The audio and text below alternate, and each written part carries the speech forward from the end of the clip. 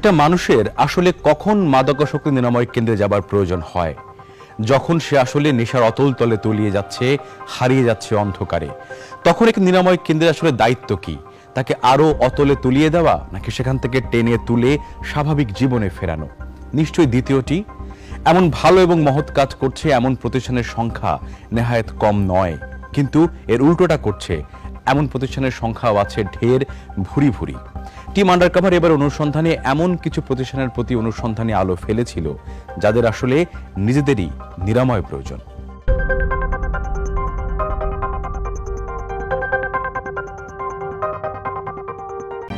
মাদক নিরাময় কেন্দ্রে নির্যাতন সহ্য করতে না পেরে অসুস্থ হয়ে পড়েন রঞ্জু। নিরাময় কেন্দ্রে নির্যাতনের চিহ্ন এখনও শরীরে বয়ে বেড়াচ্ছেন তিনি। অভিভাবকরা বুঝতে পারার পর তাদের হস্তক্ষেপেই লং লাইফ থেকে মুক্তি পান রঞ্জু।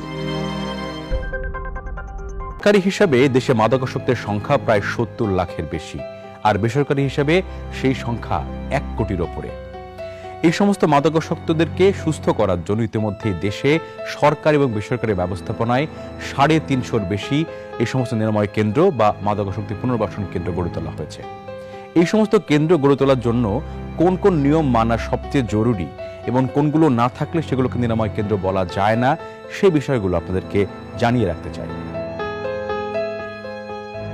২০২১ সালে মাদকাসক্তি নিরাময় পুনর্বাসন ও পরামর্শ কেন্দ্র পরিচালনা নামক বিধিমালা প্রণয়ন করে সরকার। বিধিমালা অনুযায়ী প্রতিটি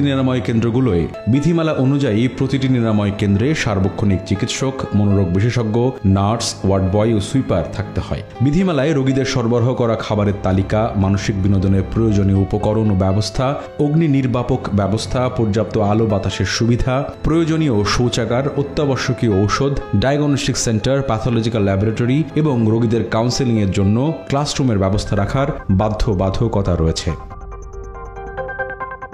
সাদা যেমন আছে তেমনি আছে কালো। আপনাদেরকে আগেই বলেছিলাম যে মাদকাসক্তি নিরাময় কেন্দ্রের মধ্যেই তৈরি হচ্ছে মাদকের আখড়া।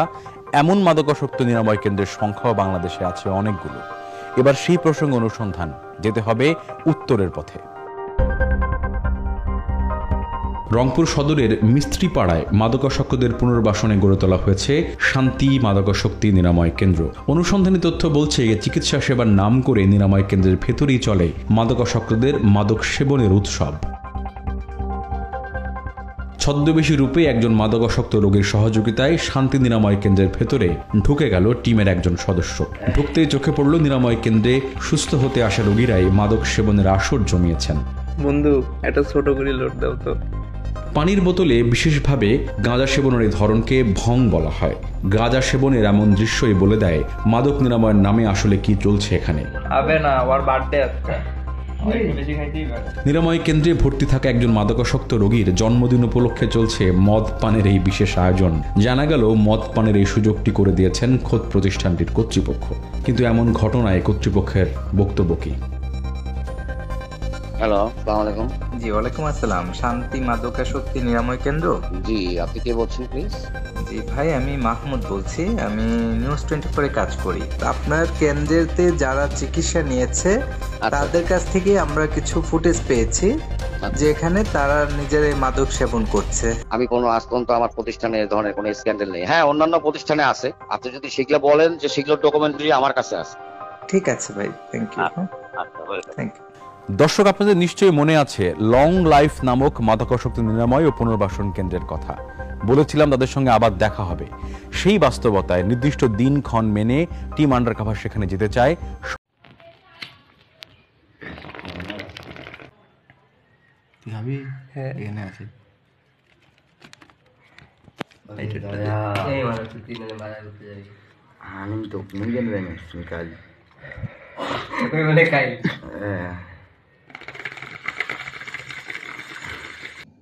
ডকুমেন্টস থাকলে সেখান থেকেই তো সংশ্লিষ্ট করতে পারে।